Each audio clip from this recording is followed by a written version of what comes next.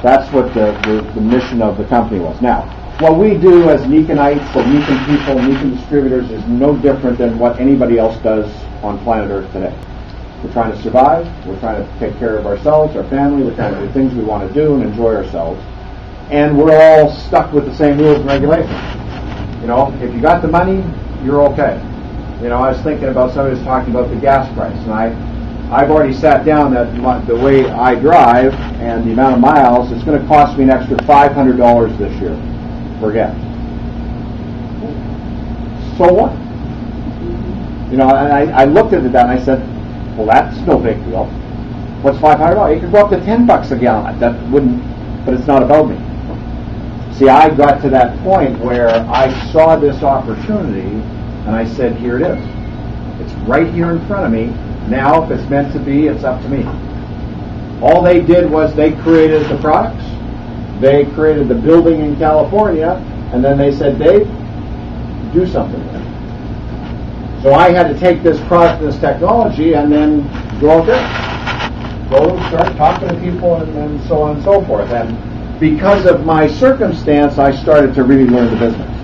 I learned about people. I learned about problems. I learned about, you know, this disorder, this stress reduction stuff, you know, and of course I was a business builder, and I went out and I was looking for people that had a problem.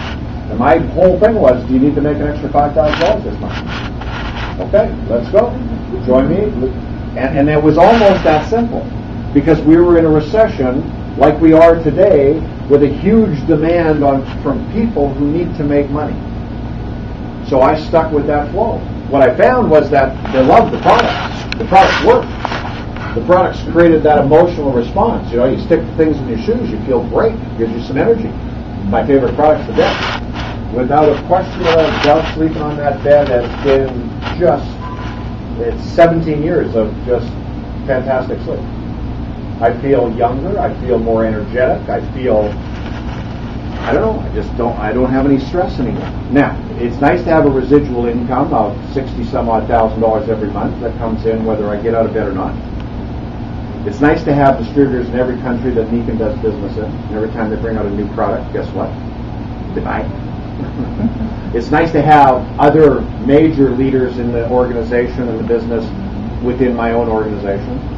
But those were all things that I started in the same position you are. I sat down at a meeting and I had no money. I don't know if you don't have money, but and the guy said it cost you $49 to get started, and I was scratching my head trying to figure out where to get the $49. So I said no, can't do it. Couldn't afford $49. Now, my sponsor at that time, who's no longer in the business, fronted me the $49. He said, I'll pay for it. Because he had some confidence, and of course part of the deal in this business is you want to bring other people in. And so you're going to probably take whoever you can get to come in as you learn this business. So he told me he was going to pay for it.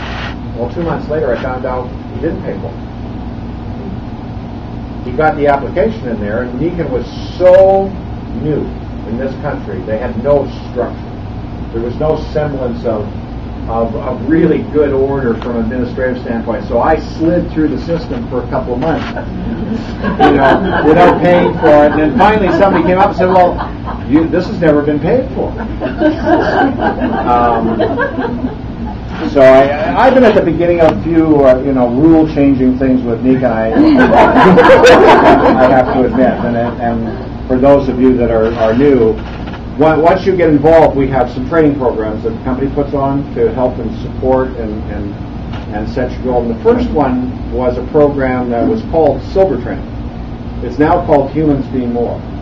But basically what Silver Training or Humans Being More is really an opportunity for you to kind of let loose and test, your thought process of what can you accomplish. I think you can accomplish anything you want. I did. And I'm no different. I didn't start with any silver spoon in my mouth, I'll tell you that for sure. I was persistent, and I had my eyes wide open because I was an illegal immigrant. See, I snuck across the border from Canada as an illegal immigrant. So I was always looking.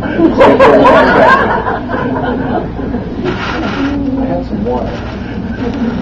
So anyway, I saw the opportunity, and I wasn't afraid of hard work. I've got ditchers, fence posts. I mean, I can't tell you how many fence posts I put in the ground, how many bags of cement I've carried, and how many trash bins I've emptied in my trying to be an entrepreneur and trying to make it work and trying to take responsibility. And I saw my dad. As he worked hard, never got anywhere.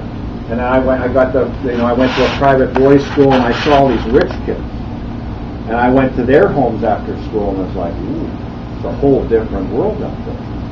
It was very exciting. So when I saw the opportunity, I said, this is my chance. I got to go for it. And I essentially married Nika in 1991. I worked real hard for a year, made $120,000, got up to the level of platinum, which is platinum in the real world would be kind of like general manager, of a branch or a branch manager or something like that to create the relationship. And then in 1992, I quit the business. I was a little bit more arrogant back then, and I basically told Tom to, you can see it, buddy. And I got emotionally involved with the circumstance, and I stomped my foot and I walked out the door. Now, fortunately, I landed in another pile of gold dust, and it was at the beginning of the Nextel race where Nextel bought up the old two-way radio waves from the Ma and Pa's and built their system, which now belongs to Sprint. And we sold our partnerships off to Nextel a few years ago.